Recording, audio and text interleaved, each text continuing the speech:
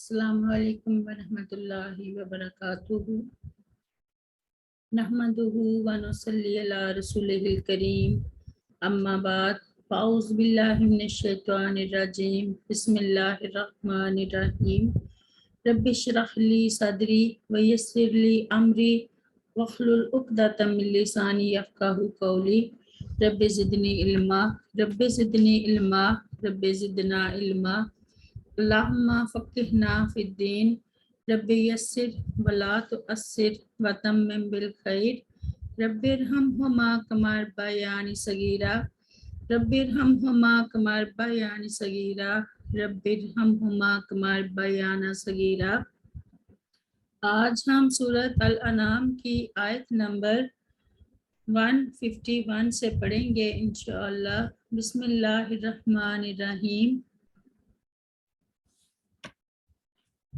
قل کہہ دیجئے تعالو تم آؤ، اتلو میں پڑھتا ہوں، ما جو کچھ حرما حرام کیا ہے، ربکم تمہارے رب نے، علیکم تم پر اس نے تاکید کی ہے، اللہ تشرکو یہ کہ نہ تم شریک ٹھہراؤ، بہی شیئا اس کے ساتھ کسی چیز کو، وبالوالدین اور والدین کے ساتھ، احسان کیا کرو، ولا تقتلوا اور مت تم قتل کرو، اولادکم اپنی اولاد کو، من املاق مفلسی کے ڈر سے، نحنو نرزقکم ہم بھی رزق دیتے ہیں تمہیں، وإیاہم اور انہیں بھی، ولا تقربوا الفواحش اور مت تم قریب جاؤ، فواحشہ بے حیائی کے کاموں کے، ما ظہرا جو ظاہر ہوں، منہا ان میں سے، وما بطنا اور جو پوشیدہ ہوں، ولا تقتلوا اور مت تم قتل کرو، ولا تقتلوا النفس اللاتی اور مت قتل تم کرو اس جان کو جس کو حرم اللہ حرام کیا اللہ تعالیٰ نے، اللہ بالحق مگر حق کے ساتھ۔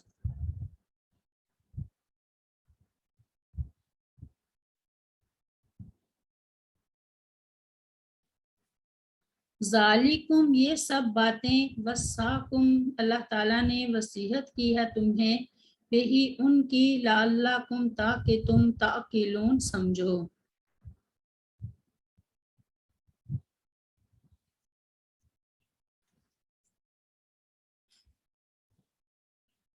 یعنی اس آیت میں اس بات کی طرف اشارہ ہے، یہ بات سمجھائی جا رہی ہے، حرام وہ نہیں ہیں جن کو تم نے بلا دلیل محض اپنے اوہام یا باطلہ اور ظنون فاسدہ کی بنیاد پر حرام قرار دے رکھا ہے، بلکہ حرام تو وہ چیزیں ہیں جن کو تمہارے رب نے حرام کیا ہے، کیونکہ تمہارا پیدا کرنے والا اور تمہارا پالنہار وہی ہے، اور ہر چیز کا علم بھی اسی کے پاس ہے، اس لیے اسی کو یہ حق حاصل ہے کہ وہ جس چیز کو چاہے حلال اور جس چیز کو چاہے حرام قرار دے۔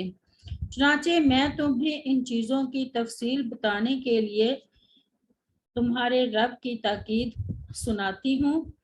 اللہ تشرکو بہی شیئا اللہ تعالیٰ نے سب سے پہلا تاکیدی حکم یہ دیا کہ اس کے ساتھ کسی چیز کو شریک نہ ٹھہراؤ، نہ کسی انسان کو، نہ جن کو، نہ فرشتے کو، اور نہ کسی پہاڑ، پتھر، دریا یا درخت کو، غرض کوئی چیز کتنی بھی عظیم الشان کیوں نہ ہو، اسے اللہ تعالیٰ کا کسی بھی چیز میں شریک مت بناؤ، کیونکہ سب اللہ تعالیٰ کے پیدا کردہ ہیں۔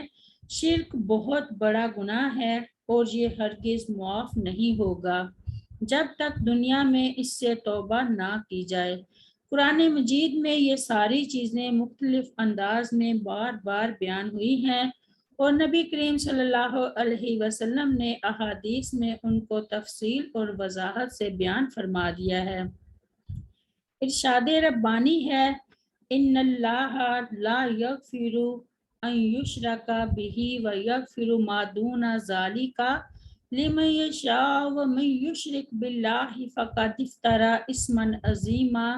सूरत अन्निसा में अल्लाह ताला फरमाता है, बेशक अल्लाह ताला इस बात को नहीं बख्शेगा कि उसका शरीक बनाया जाए, और वो बख्श देगा जो इसके अलावा है जिसे चाहेगा, और जो अल्लाह ताला का शरीक बनाए तो यकीनन उसने बहुत बड़ा गुनाह गड़ा। और फरमाया, लाइन अशरकता ला यहबतन्ना अमलुका वला तकूनन्ना मिनल खासिरीन। सूरत अज़-ज़ुमर में, बिलाशुबा अगर तूने शरीक ठहराया तो यकीनन तेरा अमल ज़रूर ज़ाया हो जाएगा और तू ज़रूर बाज़रूर खसारा उठाने वालों से हो जाएगा। सैयदना अबू ज़र रज़ी अल्लाह अन्हु बयान करते हैं कि नबी करीम सल्लल्लाहु अलैहि वसल्लम ने फरमाया, मेरे पास जिब्राइल अलैहिस्सलाम तशरीफ़ लाए और उन्होंने मुझे ये बशारत दी कि आपकी उम्मत में से जो शख्स इस हाल में फौत हो कि वो अल्लाह ताला के साथ किसी को शरीक ना ठहराता हो तो वो जन्नत में दाखिल होगा। मैंने कहा, ख्वा उसने जिना किया हो और चोरी की हो? जिब्राइल अलैहिस्सलाम ने जवाब दिया, ख्वा वो जिना और चोरी का मुर्तकिब ही क्यों ना हुआ हो। बुखारी किताब की रवायत है। सैयदना अब्दुल्ला बिन मसूद रज़ी अल्लाह अन्हु बयान करते हैं कि रसूलुल्लाह सल्लल्लाहु अलैहि वसल्लम ने फरमाया, जो शख्स इस हाल में फौत हुआ कि वो अल्लाह ताला के साथ शिर्क करता हो तो वो आग में दाखिल होगा। मुस्लिम किताब की रवायत है। वबिल वालिदैनि इहसाना, अल्लाह ताला की तौहीद व अतात के बाद जहाँ भी और कुरान के दूसरे मकामात पर भी वालिदैन के साथ हुस्न सलूक का हुक्म दिया गया है, जिससे ये बात वाज़ेह होती है कि अतात रब के बाद अतात वालिदैन की बड़ी ताकीद है और इसकी बड़ी अहमियत है, क्योंकि वालिदैन तकलीफ पर तकलीफ उठाकर बड़ी मोहब्बत के साथ अपनी औलाद को पालते हैं। इन आयात से साफ जाहिर होता है कि अल्लाह ताला और उसके रसूल सल्लल्लाहु अलैहि वसल्लम के बाद बंदों के हुकूक में सबसे मुकद्दम हक इंसान पर उसके वालिदैन का है। इरशाद बारी ताला है, वक़ज़ा रब्बुका अल्ला तअबुदु इल्ला इय्याहु व बिल वालिदैनि इहसाना। सूरह बनी इसराइल में, और तेरे रब ने फैसला कर दिया है कि इसके सिवा किसी की इबादत ना करो और माँ बाप के साथ अच्छा सलूक करो। और फरमाया, ववस्सैनल इंसाना बिवालिदैहि हमलतहु उम्मुहु वहनन अला वहनिन व फिसालुहु फी आमैनि अनिश्कुर ली वलिवालिदैका इलैयल मसीर व इन जहादाका अला अन तुश्रिका बिमा लैसा लका बिही इल्म फला तुतिहुमा व साहिबहुमा फिद दुनिया मअरूफा वत्तबि सबीला मन अनाबा इलैया सुम्मा इलैया मर्जिउकुम फअनब्बिउकुम बिमा कुंतुम तअमलून। सूरह लुकमान में, और हमने इंसान को उसके माँ बाप के बारे में ताकीद की है। उसकी माँ ने कमजोरी पर कमजोरी की हालत में उसे उठाए रखा और उसका दूध छुड़ाना 2 साल में है कि मेरा शुक्र कर और अपने माँ बाप का मेरी ही तरफ लौट कर आना है। और अगर वो दोनों तुझ पर जोर दें कि तू मेरे साथ इस चीज को शरीक करे जिसका तुझे कोई इल्म नहीं, तो उनका कहना मत मान और दुनिया में अच्छे तरीके से उनके साथ रह और इस शख्स के साथ इस रास्ते पर चल जो मेरी तरफ रुजू करता है। फिर मेरी ही तरफ तुम्हें लौट कर आना है तो मैं तुम्हें बताऊंगा जो कुछ तुम किया करते थे। सैयदना अबू हुरैरा रज़ी अल्लाह अन्हु बयान करते हैं कि एक शख्स रसूलुल्लाह सल्लल्लाहु अलैहि वसल्लम के पास आया।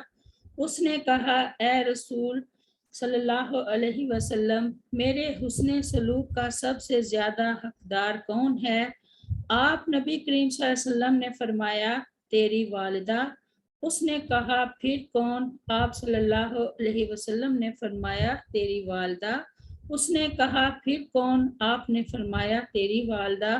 اس نے کہا پھر کون؟ تو نبی صلی اللہ علیہ وسلم نے فرمایا تیرا باپ۔ بخاری کتاب کی روایت ہے۔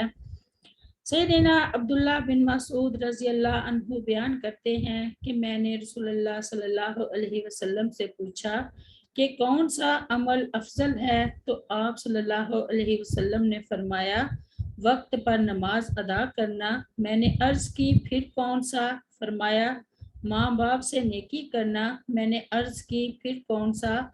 آپ صلی اللہ علیہ وسلم نے فرمایا اللہ تعالیٰ کے راستے میں جہاد کرنا۔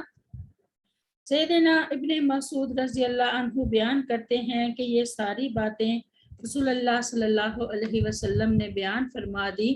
اگر میں مزید سوال کرتا تو آپ صلی اللہ علیہ وسلم بھی مزید جوابات مرحمت فرما دیتے۔ بخاری کی روایت ہے وَلَا تَقْتُلُوا أَوْلَادَكُمْ مِنْ إِمْلَاقٍ نَحْنُ نَرْزُقُكُمْ وَإِيَّاهُمْ۔ مفلسی کی وجہ سے اولاد کو قتل کرنا حرام ہے۔ زمانہ جاہلیت کا یہ فعل کبھی آج کل ضبط ولادت یا خاندانی منصوبہ بندی کے نام سے پوری دنیا میں زور و شور سے جاری ہے۔ اللہ تعالیٰ اس سے محفوظ رکھے، آمین یا رب العالمین۔ ارشاد باری تعالیٰ ہے وَلَا تَقْتُلُوا أَوْلَادَكُمْ خَشْيَةَ إِمْلَاقٍ نَحْنُ نَرْزُقُهُمْ وَإِيَّاكُمْ إِنْ قَتْلَهُمْ کانا خطأً کبیرہ، سورہ بنی اسرائیل میں۔ اور اپنی اولاد کو مفلسی کے ڈر سے قتل نہ کرو، ہم ہی انہیں رزق دیتے ہیں اور تمہیں بھی، بے شک ان کا قتل ہمیشہ سے بہت بڑا گناہ ہے۔ سیدنا عبداللہ بن مسعود رضی اللہ عنہ بیان کرتے ہیں کہ میں نے رسول اللہ صلی اللہ علیہ وسلم سے پوچھا کہ اللہ تعالیٰ کے نزدیک سب سے بڑا گناہ کون سا ہے؟ تو آپ صلی اللہ علیہ وسلم نے فرمایا یہ کہ تم اللہ تعالیٰ کا کوئی شریک بناؤ حالانکہ اس نے تمہیں پیدا کیا ہے۔ میں نے عرض کی پھر کون سا؟ فرمایا پھر یہ کہ تم اپنی اولاد کو اس ڈر سے قتل کر دو کہ وہ تمہارے ساتھ کھائے گی۔ میں نے پوچھا پھر کون سا؟ آپ صلی اللہ علیہ وسلم نے فرمایا یہ کہ تم اپنے پڑوسی کی بیوی کے ساتھ بدکاری کرو۔ رسول اللہ صلی اللہ علیہ وسلم کے اسی فرمان کی تصدیق میں یہ آیت نازل ہوئی والذین لا يدعون مع اللہ الہا آخر ولا یقتلون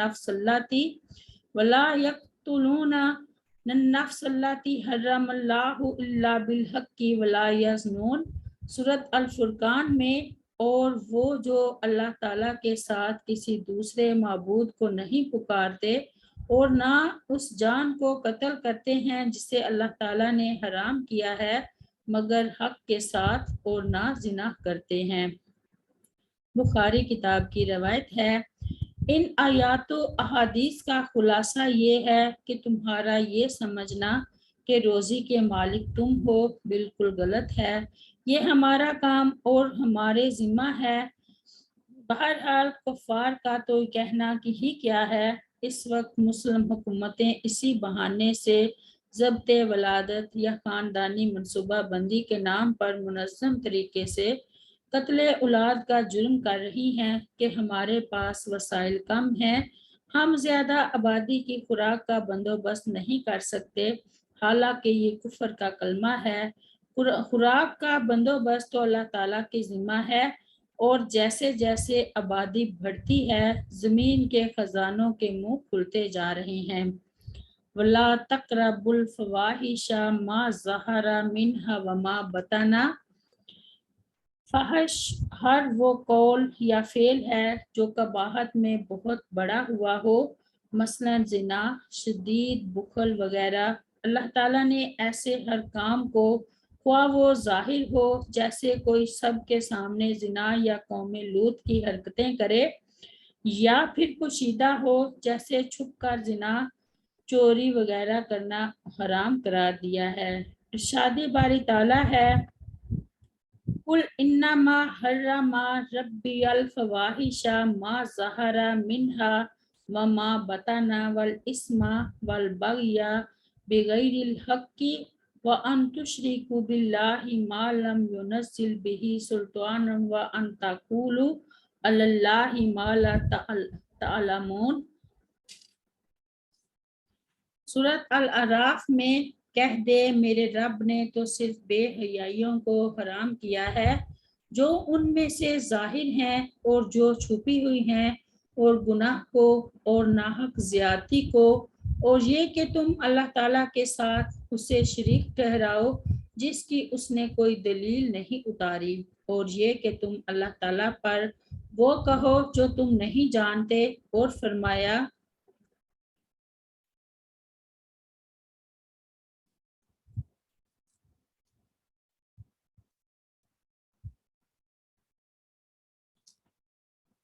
وَلَا تَقْرَبُوا الزِّنَا إِنَّهُ كَانَ فَاحِشَةً وَسَاءَ سَبِيلًا۔ سورہ بنی اسرائیل میں اور زنا کے قریب نہ جاؤ، بے شک وہ ہمیشہ سے بڑی بے حیائی ہے اور برا راستہ ہے۔ سیدنا عبداللہ بن مسعود رضی اللہ عنہ بیان کرتے ہیں کہ رسول اللہ صلی اللہ علیہ وسلم نے فرمایا، اللہ تعالیٰ کی ذات گرامی سے بڑھ کر اور کوئی غیرت مند نہیں، غیرت ہی کی وجہ سے اس نے بے حیائی کی ظاہر اور پوشیدہ تمام شکلوں کو حرام قرار دے دیا ہے۔ بخاری کی روایت ہے۔ سیدنا مغیرہ رضی اللہ عنہ بیان کرتے ہیں کہ سعد بن عبادہ رضی اللہ عنہ نے کہا کہ اگر میں اپنی بیوی کے ساتھ کسی شخص کو دیکھ لوں تو تلوار سے اس شخص کو قتل کر دوں گا، معاف نہیں کروں گا۔ رسول اللہ صلی اللہ علیہ وسلم کو جب یہ بات پہنچی تو نبی کریم صلی اللہ علیہ وسلم نے فرمایا، تم سعد کی غیرت سے تعجب کرتے ہو، اللہ تعالیٰ کی قسم میں سعد سے زیادہ غیرت مند ہوں، اور اللہ تعالیٰ کی ذات گرامی مجھ سے بھی زیادہ باغیرت ہے، غیرت ہی کی وجہ سے اس نے بے حیائی کے ظاہر اور پوشیدہ کاموں کو حرام قرار دیا ہے۔ سیدہ عائشہ رضی اللہ عنہ بیان کرتی ہیں کہ رسول اللہ صلی اللہ علیہ وسلم نے فرمایا، اے محمد صلی اللہ علیہ وسلم کی امت، اللہ تعالیٰ سے زیادہ کوئی غیرت والا نہیں کہ وہ اپنے بندے یا اپنی بندی کو زنا کرتے دیکھے۔ وَلَا تَقْتُلُوا النَّفْسَ الَّتِي حَرَّمَ اللَّهُ إِلَّا بِالْحَقِّ۔ کسی کو ناحق قتل کرنا بھی اللہ تعالیٰ نے حرام قرار دیا ہے۔ سیدنا ابن مسعود رضی اللہ عنہ بیان کرتے ہیں کہ رسول اللہ صلی اللہ علیہ وسلم نے فرمایا، مسلمان مرد جو اس بات کی گواہی دیتا ہو کہ اللہ تعالیٰ کے سوا کوئی معبود نہیں اور بے شک میں اللہ کا رسول ہوں، اس کا خون 3 صورتوں کے علاوہ کسی بھی صورت میں حلال نہیں۔ نمبر 1، وہ شادی شدہ ہو کر بدکاری کرے۔ نمبر 2، اس نے کسی انسان کو ناحق قتل کیا ہو۔ نمبر 3، وہ اپنا دین ترک کر کے مسلمانوں کی جماعت سے علیحدگی اختیار کر لے۔ بخاری کی روایت ہے۔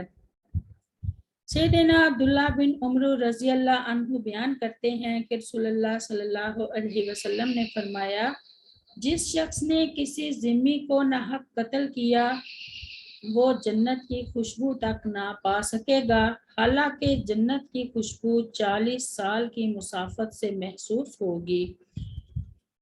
سیدنا انس بن مالک رضی اللہ عنہ بیان کرتے ہیں کہ رسول اللہ صلی اللہ علیہ وسلم سے کبیرہ گناہوں سے متعلق سوال کیا گیا تو آپ نے فرمایا، اللہ تعالیٰ کے ساتھ شرک کرنا، کسی جان کو ناحق قتل کرنا، والدین کی نافرمانی کرنا۔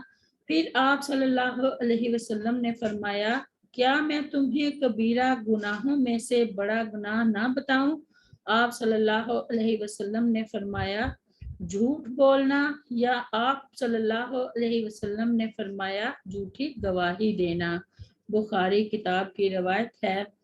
اللہ تعالی ہمیں تمام ایسی برائیوں سے بچنے کی توفیق عطا فرمائے، شرک سے اور اپنی جو غلط قسم کی ہمارے اندر، ہمارے معاشرے کے اندر خرافات ہیں، ان سے بچنے کی ہمیں توفیق عطا فرمائے، اور ایک اللہ وحدہ لا شریک پر مکمل طور پر ایمان رکھنے کی توفیق عطا فرمائے، آمین یا رب العالمین۔ رب اغفر لی ولوالدی ولمن دخل بیتی مؤمنا وللمؤمنین والمؤمنات، سبحان ربک رب العزت عما یصفون وسلام علی المرسلین والحمد للہ رب العالمین۔ السلام علیکم ورحمۃ اللہ وبرکاتہ۔